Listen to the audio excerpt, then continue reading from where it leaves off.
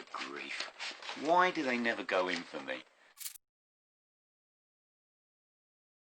Hi everyone. This has been a long time since I did this. Yeah, a bit out of the habit really. So yeah, hi everyone, back again. Sorry it's been so long since I did a vinyl watch. I know I had Rob ask me, presumably to check I was still in the land of the living, I guess. He asked me if I not had a watch lately, and I said, yeah, I've had loads, but I just haven't made any videos. A bit lazy. But anyway, back again with another video. Gonna make one. Here we go. So these are all records I got a few months ago off eBay, rooting through eBay when you're bored, which we all were at one point. Real life is well, it was returning back to normal. I won't say any more than that. Yeah, just going through listings on eBay and just picking up stuff that I thought looked interesting, or maybe was cheap and looked interesting. Actually cheap and looked interesting, all of these, yes, that way, because I'm a skinflint. So, first up, we've got, I have played this loads lately, loads and loads and loads, I absolutely love it. So this is Was Not Was, and this is their second album, Born to Laugh at Tornadoes. I absolutely love this record. It is possibly the most generically sounding 80s record. It just sounds like a product of the early 80s. It's, you know, you get all these synthwave stuff now that all sounds like the soundtrack from Stranger Things, where it's aping that 80s sound, but it, to be honest, doesn't really hit it. It's like a stylized version of the 80s. This is the 80s, all of it. Well, at least from 80 to 85. It is I love this record, absolutely love it. It is brilliant. So released on Geffen through Z Records, which is of course the home of Kid Creole, James Chance and Distortions, and a whole host of other noisemakers. Comes with a lyric sheet, which is quite nice, which is useful actually, because on this album there are a whole load of collaborators, and I mean loads. They work with about 6 or 7 vocalists on this. There's a label on Geffen, with the Z label there as well. There's some absolutely brilliant tracks. There's some really odd stuff, like Man versus the Empire Brain Building, which is kind of almost a conceptual piece of funk, to be honest. Things like, what else we got? We've got The Party Broke Up, which sounds like a sort of a private eye reading a short story written by Salvador Dali on acid. It's bizarre, but it really works well. You've got Doug Feiger, if I said that right, I don't know. Lead singer of the Knack turns up on a couple of tracks. You've got Mel Torme, who sings a torch ballad about a chap who is asphyxiated in a park and survives. Just that bizarre. Some of the songs are that bizarre, but they just all work. It's just fantastic. You've got Mitch Ryder turns up as singing Bow Wow Wow Wow.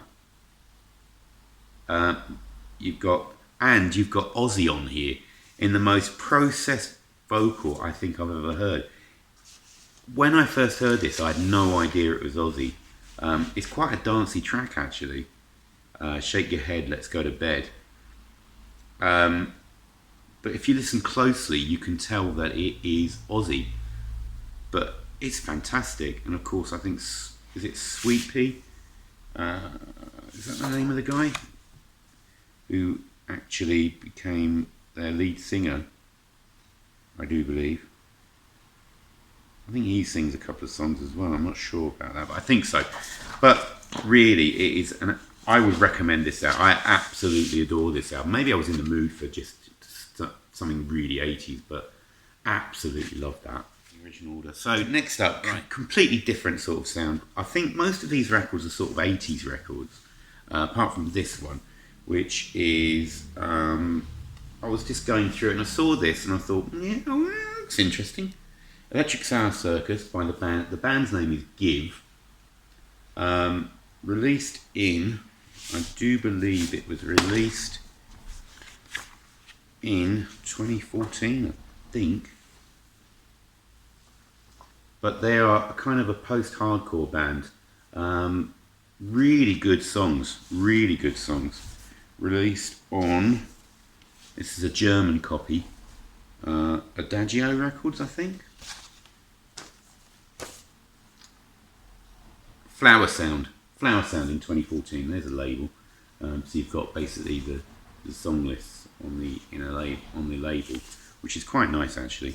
You've got a nice lyric booklet with a couple of pictures. The band come from Washington DC.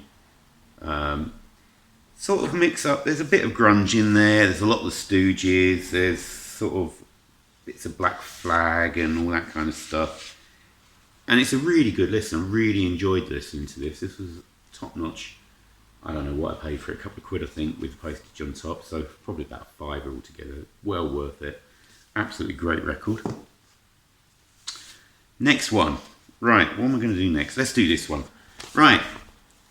I didn't know there was a Paisley Underground revival in about 1989 in Norwich. I didn't know there was one.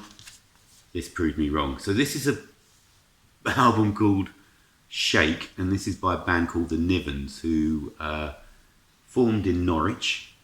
They couldn't get a record deal to save their lives. So they eventually went and released records on I think through some people they knew. They linked up with the Danceteria label in France, I think even in Paris. And basically they play a kind of they play Paisley Underground. I thought they were going to be sort of, especially with a name like the Nives, I thought they were going to be a sort of a C86 jangle band, like a British indie jangle band. No, they are a Midwest America jangle band.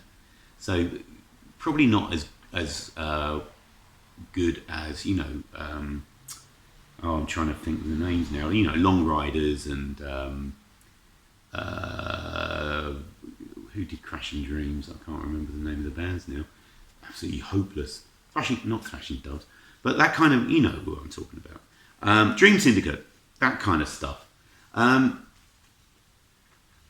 It's a really good record. I can imagine it would have been absolutely, well, it was ignored in this country. I think it achieved some success in France. I think they actually got on the radio and stuff in France. But yeah, I can imagine, I think in 1989, 1990 when this was released, the last thing we needed was a Norfolk version of Dream Syndicate or sort of a later era Birds, but not later era, kind of like, you know what I mean, a Midwest sort of Athens, Georgia scene. But hearing it now, it's actually a really good album. I really enjoy this. It's pretty good songs on here. I was really surprised. So I was well happy to pick that up. Right, what else we got? Oh, Arch 80s, here we go. I finally picked up a copy of Sting's solo debut album. I really like this album. He got incredibly irritating very quickly after this. I just found his music to be boring and just his pronouncements. It was part of that, like, stuffing politics down your throat when he didn't.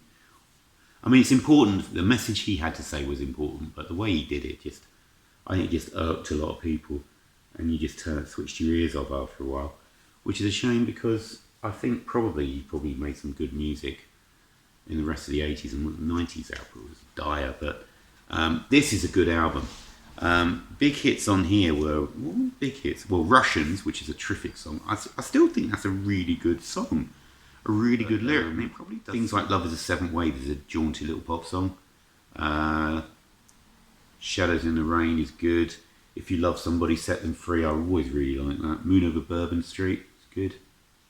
So really, We Work the Black Seam. So his politics is, he's wearing his politics on his sleeve. We Work the Black Seam is about what happened to various communities around the northeast, which is where he comes from. Fortress Around a Heart. It's a good album. I really like this album. I don't think I would ever... for some reason I've got 2 inner sleeves, so there you go. I've got an extra inner sleeve, which will obviously be handy one day when one wears out.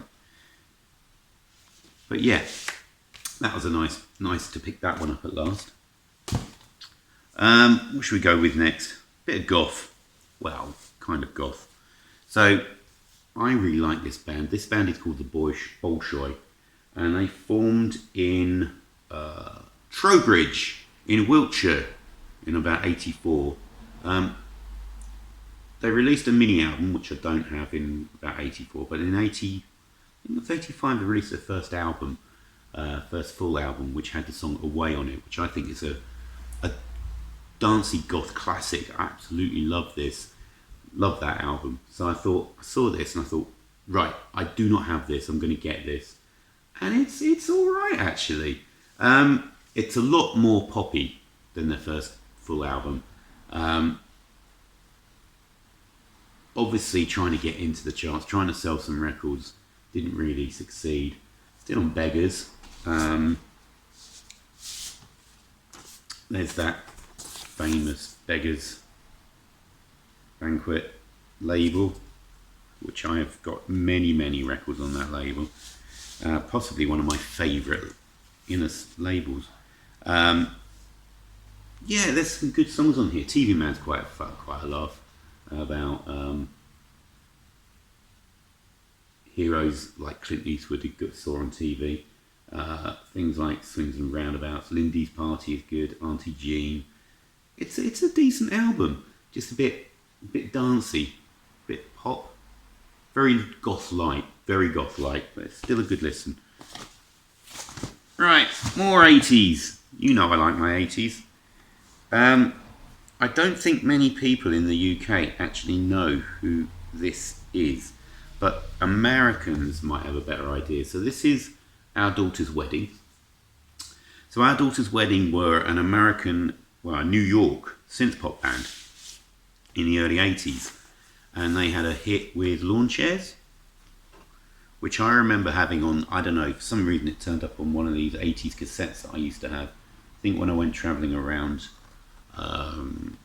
Asia, I had that track on a tape that I picked up, and I really liked it. And then all these years later I saw this with, I actually bought this with the Was Not Was album together. It was a bundle, or maybe by the same seller, I can't remember. But this is great synth pop. It's really good synth pop. Probably, it kind of reminds me of like a European synth pop act from about 83, 84, maybe somebody like Big in Japan, somebody like that. But I really enjoyed this. Don't think there was any big hits on it. I'm not sure. Well, I didn't recognise anything.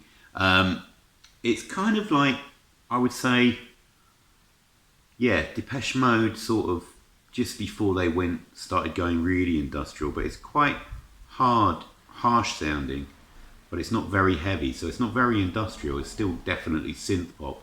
But yeah, it's a really good album. I'm definitely going to look out for the first album now. I think it was a mini album, one with Lawn Chairs on it, so I really want to get that now. So I was, yeah, really happy to pick that up. My quest to complete my run of Status Quo albums continues with Never Too Late. I had this on CD anyway, but I saw this cheap and I thought, right, I'm going to get this, finally get it.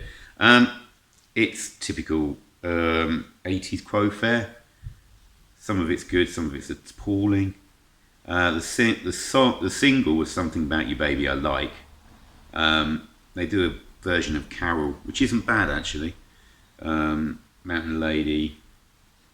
Riverside is alright. It's 80s quo. I mean, what else am I going to say about it? There you go. Should I show you the label? I suppose I probably should. Yeah, you get the lyrics on the inner sleeve as well, and it's on that orange Vertigo. There you go.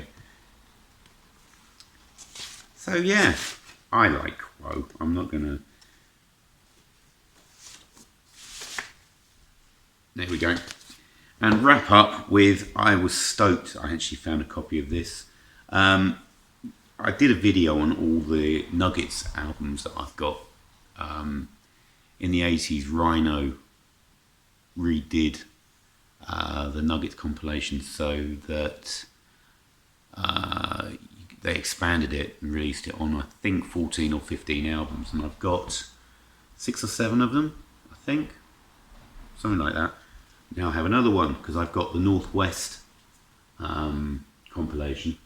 So this is a compilation of bands from the Northwest of the States. Seattle, Portland, and around there, showing that there always had been a great rock and roll tradition up that way, regardless of what happened in the late 80s, early 90s.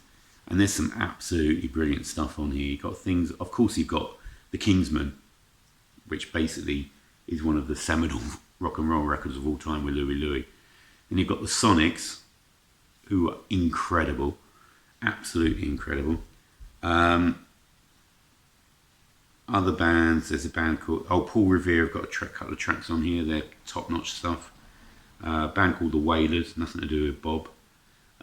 You've got the Daily Flash with a couple of excellent tracks. The Weeds and Floating Bridge. It's just another fantastic volume of 60s garage punk.